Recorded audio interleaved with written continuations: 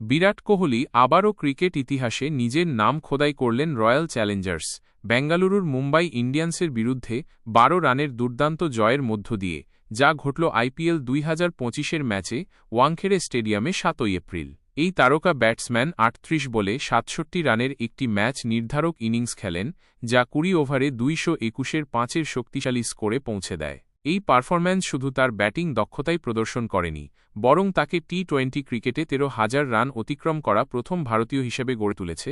কোহলির ইনিংস আরসিবির মরশুমের তৃতীয় জয়ের ভিত গড়ে দেয়, যেখানে অধিনায়ক রজত পতিদারের ৩২ বলে ৬৪ রান এবং দেবদত্ত পড়িক্কল ও জিতেশ শর্মার অবদান উল্লেখযোগ্য।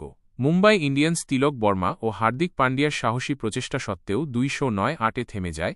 ক্রুনাল পান্ডিয়ার ৩ উইকেট গুরুত্বপূর্ণ হয়ে ওঠে। আরসিবি যখন আইপিএল শিরোপার অধরা স্বপ্ন পূরণের পথে এগোচ্ছে, তখন কোহলির ঐতিহাসিক অর্জন তার কিংবদন্তি ক্যারিয়ারে আরেকটি অধ্যায়